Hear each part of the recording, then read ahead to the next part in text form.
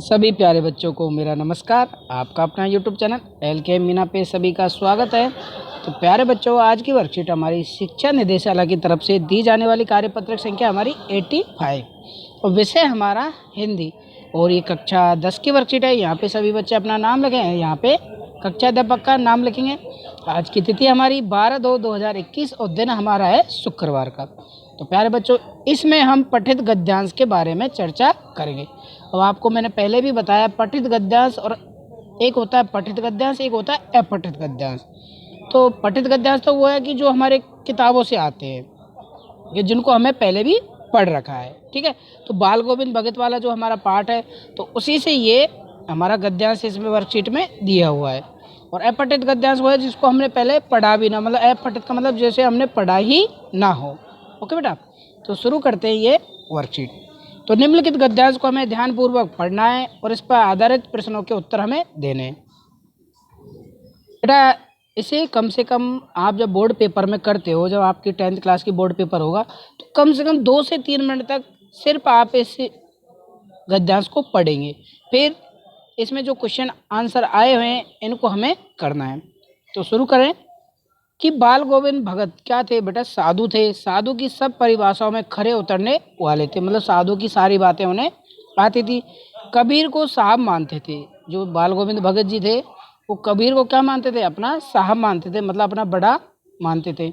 उन्हीं के गीतों को गाते, उन्हीं के आदर्शों पर चलते रहते, मतलब जो भी बातें कबीर जी ने कही थी तो उन्हीं का आदर्श वो करते थे और उन्हीं को आदर्श मानकर लोगों को अपना ज्ञान बांटते रहते थे। कभी झूठ नहीं बोलते थे, खरा व्यवहार रखते थे। किसी से भी कोई भी बात करती हो सीधा दो टूक, मतलब सीधे जो भी बात उनको कहनी हो सीधे शब्दों में कह देते थे। किसी से संकोच भी नहीं करते थे कहने में। भाई कई लोग तो हम करते ना, कोई संकोच करे, भाई अगला क्या पता बुरा मान जाए।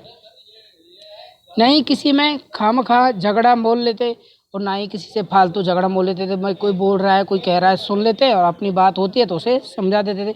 किसी की चीज़ को नहीं छूते थे। अब कई लोग क्या करते हैं, भाई किसी की चीज़ मिल गई है तो उसे छूने लग जाते हैं, लेकिन वो इनको ऐसी किसी की वस्तु में हाथ लगाने में वो रुचि नहीं लेते थे। ना बिना पूछे व्यवहार में लाते और ना किसी को कोई भी बात व्यवहार में नहीं लाते थे। इस नियम को कभी कभी इतनी बारी तक ले जाते कि लोगों को कौतूहल होता था। कौतूहल मतलब वो उनको, भाई ये इतने सक्षम कैसे हैं, मतलब कितने ऐसे लोगों के, ऐसे तो कोई आदमी हमने देखा नहीं कि किसी की चीज़ को बिना छुए रह सके, किसी को बोले बिना रह सके। ठीक है ना। तो कभी वह दूसरे के खेत में शौच के लिए भी नहीं बैठते थे। गांव में लोग क्या करते, दूसरे का चलो अपने खेत में ना बैठते, दूसरे के खेत में शौच के लिए बैठ जाते थे, लेकिन वो ऐसा भी नहीं करते थे। वह गृहस्थ थे, मतलब उनका भी एक अपना घर परिवार था, लेकिन उनकी सब चीज़ें साहब की थी। उनकी सब चीज़ें क्या थी? साहब की। जैसे उनकी कबीर साहब जी ने जो जो भी गृहस्थ जीवन में व्यतीत किया था तो उन्हीं के पद चिन्हों पर वो चल रहे थे। जो कुछ खेत में पैदा होता सिर पर लाद कर पहले साहब के दरबार में ले जाते थे, और जो उनके घर से 4 कोस दूर, अब बेटा 4 कोस दूर, बेटा 4 कोस की दूरी है, एक कोस में हमारा 3 किलोमीटर होता है, तो 4 कोस का मतलब बेटा कितना हो गया? 12 किलोमीटर। ठीक है, इतनी दूरी तक वो खेतों से जो भी अनाज वगैरह होता उधर से अपने घर में लाते थे। और एक कबीरपंथी मठ से उनका मतलब रहता था कि जो भी लोग उससे जुड़े रहते थे तो उनको भी वो भेंट वगैरह करते थे। वह दरबार में भेंट रूप रख लिया करते थे। जाकर प्रसाद रूप में जो मिलता उसे वो घर ले आते थे और उसी से अपना घर का गुजारा चलाते थे। इन सब के ऊपर मैं तो मुग्ध था।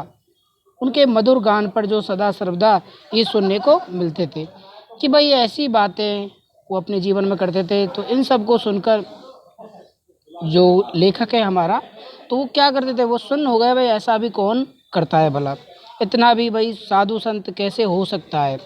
और यहाँ पे लेखक बता रहे हैं कि वह तो उनके जो बाल गोविंद भगत है, तो उनके जो भजन है, संध्या है, मधुर ज्ञान है, तो उनको मैं तो हमेशा सुनने को ही तरसता रहता हूँ।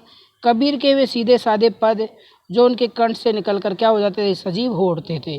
जो कबीर के जो पद थे, जो बाल गोविंद भगत गाते थे, तो एकदम से मधुर आवाज़ उनको सुनने को मिलती थी, तो ऐसे सुनने के लिए वो तरसते थे। तो इस वर्कशीट में पद्यांश में हमें इतना ही बताया गया है। अब हमारे इसमें ये क्वेश्चन आंसर दिए हुए, हमें 5 क्वेश्चन दिए हुए, तो इनको हमें करना है। ओके बेटा, तो यहाँ पे बाल गोविंद भगत ने किसको अपना साहब माना? तो आप सभी को पता किसको माना, कबीर को, रहीम को या ग्रामवासियों को और या किसानों को। तो आप किसको साहब मानते थे? कबीर को वो साहब मानते थे। किसको मानते थे बेटा? कबीर को। यहाँ पे वर्कशीट में भी हमारा आया है। और निम्नलिखित में से कौन सी चारित्रिक बाल गोविंद भगत की नहीं थी? गृहस्थ, साधु या लचीला? ये हमने पढ़ा ना भाई, गृहस्थी भी वो थे, साधु भी वो थे, हमेशा सत्य बोलते थे, लचीला व्यवहार। तो कौन सा उनका नहीं था? तो इसमें क्या था बेटा? लचीला व्यवहार। तो इसका आंसर हम टिक करेंगे लचीला व्यवहार। और इसमें हमारा कबीर हो गया। साहब का दरबार से क्या आशय? तो यहाँ पे बेटा कबीर पंथ के जो भी मठ थे तो उनसे उनका मत था। ठीक है ना। लेखक बाल गोविंद भगत की किस बात पर मुग्ध था? कि किस बात पे था? उनके मधुर गान पर। किस पे था? उनके मधुर गान पर जो गाते थे तो उस बात पर वो मंत्र मुग्ध थे, मतलब उसे सुन के वो बहुत अच्छा महसूस करते थे। अब अगला क्वेश्चन हमारा कि कौतूहल शब्द का अर्थ है। कौतूहल का मतलब बेटा आश्चर्य या कलाबाजी या कम बोलना। तो इसका आंसर हम क्या करेंगे? कौतूहल का मतलब होता है बेटा हमारा कलाबाजी। भाई उनकी कलाबाजी जो थी वो बहुत ही प्रसिद्ध थी, लोग उनके आसपास इकट्ठा हो जाते थे। भाई ऐसी कौन कौन सी बातें जो इनके भाई जो भी बातें वो बताते थे तो लोग उन्हें ध्यानपूर्वक सुनते थे बड़े आनंद से। ओके बेटा, तो इस प्रकार ये हमारी वर्कशीट कंप्लीट होती है। तो सभी प्यारे बच्चे इन क्वेश्चनों को अच्छे से याद करेंगे और अपनी हिंदी की नोटबुक में नोट करेंगे। Thank you, bye bye. Video को लाइक ज़रूर करें और अधिक से अधिक बच्चों के लिए फॉरवर्ड भी करें।